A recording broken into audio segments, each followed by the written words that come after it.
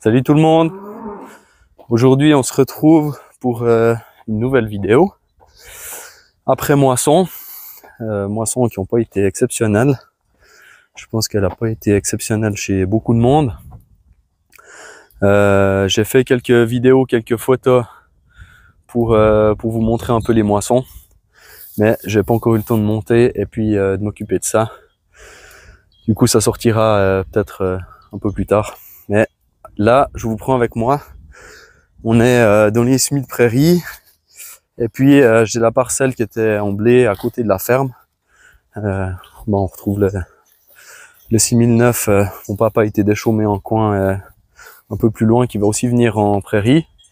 Et puis là, la parcelle qui est à côté de la ferme, elle était en blé. On a dû la faucher avec la sauterelle, donc un automoteur de fauche qui a une barre de coupe un peu comme une batteuse devant, qui fauche, qui met en ondin pour que le blé sèche, et surtout c'était envahi de camomille, donc on a dû faire faucher avant de battre pour pouvoir gérer la camomille et puis battre le blé parce que ça aurait jamais passé dans la batteuse sinon.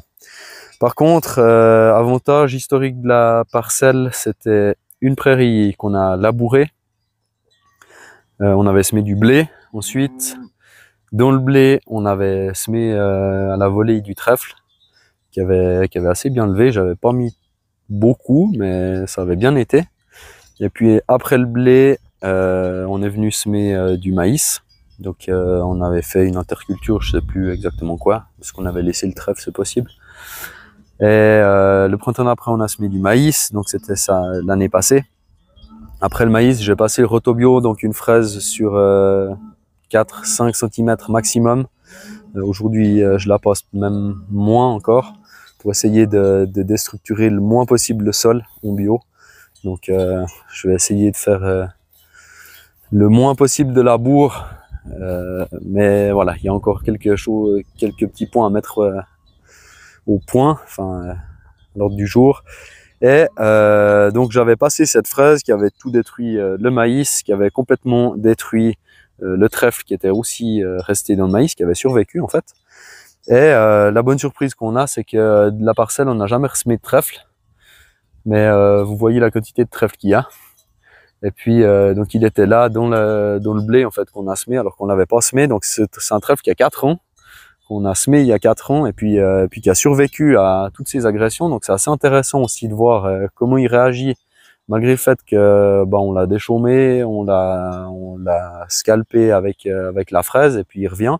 Alors, il y en a qui diront c'était pas le but. Alors certes.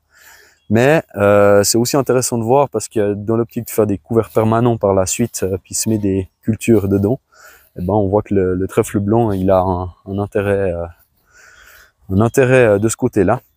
Et du coup, on va aller voir maintenant dans la parcelle pour savoir ce qu'on va faire. Mon papa il a fait une descente des chômeurs et puis après on s'est dit c'est quand même un peu con de foutre loin ce trèfle.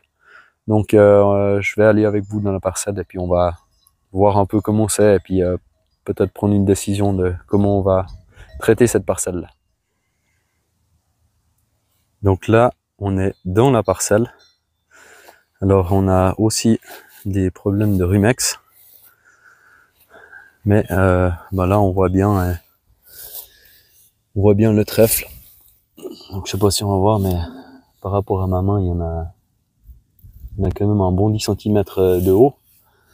Et puis à côté, ici, il y avait l'ondin en fait que la sauterelle est venue faucher et puis du coup le trèfle a crevé en partie et ça a été remplacé par des repousses de graminées assez diverses, un peu de mauvaises herbes aussi, mais c'est assez intéressant de voir qu'il y a plein de choses qui repartent quand même. Donc là on voit bien il y avait les chaumes voilà, les chaumes de blé de l'ondin en fait qui sont là. Et puis c'est complètement ouvert entre deux, donc moi je trouve ça assez intéressant, assez passionnant.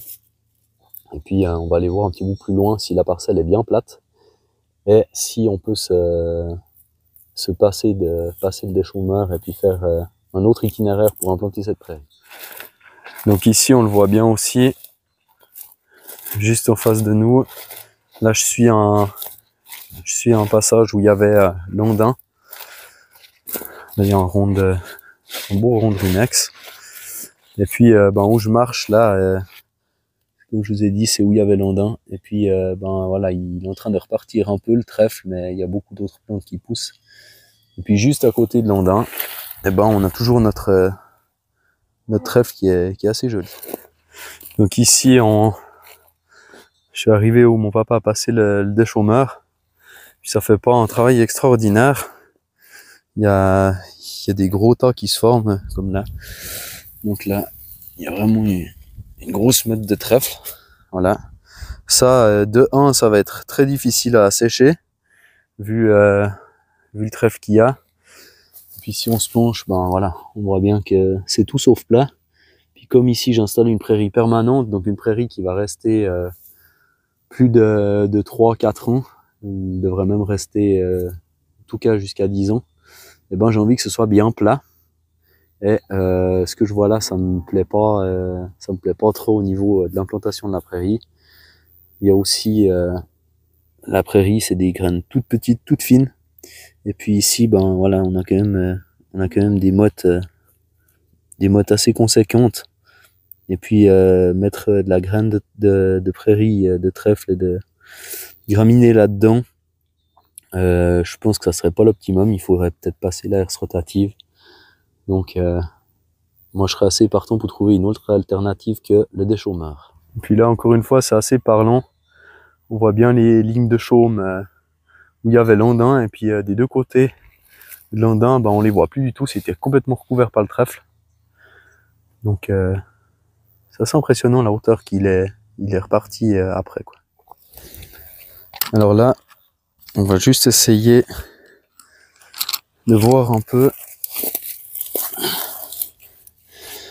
Donc c'est où il y a le moins de trèfle, hein, c'est sous un passage d'ondin. Et puis si on fait un peu de place, alors il y a des résidus de blé, les balles, tout ça. Mais on n'a pas eu beaucoup de pluie, mais malgré tout, ça reste, c'est friable. Mais il y en a quand même qui collent à la main. C'est assez frais dessous, donc ça va pas du tout séché. Je suis assez surpris parce que souvent c'est sur les chaumes, c'est où ça se sèche le plus vite. Alors après, c'est vrai qu'il y a quand même un peu de matière qui garde peut-être l'humidité au fond. Maintenant, on va faire la même chose dans le trèfle. Alors dans le trèfle, là j'ai juste posé le trépied. On voit bien la hauteur du trèfle. Et puis là, on va regarder un peu ce qui se passe.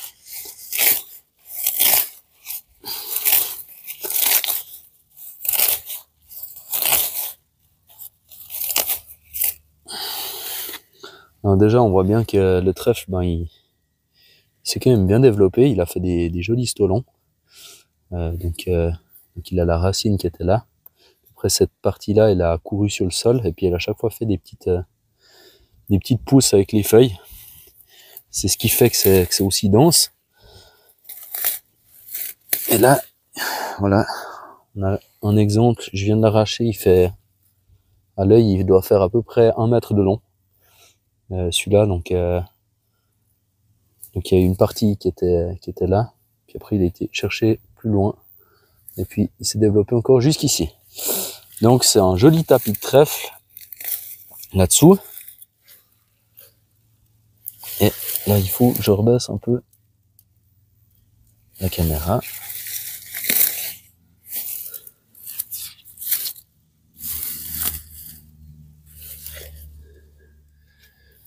Voilà. Donc là, on a le terrain nu. Et puis ici, c'est la même chose en fait. C'est resté bien frais. Donc ça a bien gardé l'humidité. Et du coup, ça, c'est le top pour mettre les semences dedans, en tout cas pour la prairie. Parce que là, il y aura tout de suite de l'humidité. Et puis elle va pouvoir se développer rapidement. Donc ça, c'est le top. Mais par contre, il faudrait pas que le trèfle concurrence nos graines. enfin, s'il y a du trèfle qui persiste et puis qui finit dans la prairie, c'est pas bien grave puisque c'est ce qu'on sème, et puis qu'il y aura aussi du trèfle dans les semences. Mais par contre, s'il y a une trop grosse concurrence pour les graminées, ben il y a bien des chances qu'elles ne lèvent pas. Et si elles ne lèvent pas, ben ça va me faire un champ de trèfle et c'est pas équilibré pour les vaches. Et ça, je veux pas. Je veux un mélange de graminées et de trèfle pour mes vaches. Donc, je pense qu'ici, je vais mettre les vaches à pâturer puisque le parc est déjà fait. Donc en conclusion, la parcelle est quand même assez plate. Quand je l'avais labouré, j'avais tout de suite retourné la dernière raie de charrue, c'est-à-dire que quand on laboure, ben on tourne la terre, puis ça fait toujours un sillon. Et puis à la fin, ben il y a un sillon qui reste au bord du champ. Donc j'avais tourné la charrue, je l'avais retiré au maximum, et je repasse en fait par-dessus pour relabourer ce sillon-là contre le trou. Et puis ça me permet d'avoir des champs relativement plats. Et je l'avais fait directement, j'ai bien fait puisque j'ai pas retravaillé le sol ou très peu depuis. Et puis là, je vais pouvoir implanter ma prairie directement là-dedans. Donc là, mon projet, c'est de mettre les vaches 1 ou 2 jours à voir ce qu'elles mangent pour essayer de valoriser ce trèfle. Je trouve que c'est mal fait de le broyer ou bien de le passer avec le déchaumeur. Et puis une fois que ça sera fait, il y a bien des chances que je rebroie un coup à zéro, donc vraiment à ras le sol, pour entre guillemets pénaliser le trèfle et puis les herbes qui vont repousser aussi. Et puis de semer avec un semoir sur semis de prairie avec des disques assez serrés dedans, et puis de rien faire d'autre, d'attendre que ça pousse et puis de voir un peu comment ça se présente. Mais là, ça m'embête vraiment de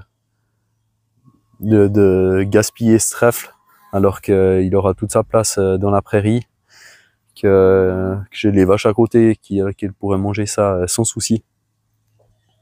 Donc je pense que je vais essayer comme ça, le valoriser de cette façon, et puis ça me permettra de faire une expérience aussi et de voir un petit peu. Donc on arrive du coup à la fin de la vidéo. Dites-moi dans les commentaires si ça vous intéresse que je vous filme un peu comment je vais procéder pour cette parcelle, vous montrer un petit peu ce que ça donne au semis, etc.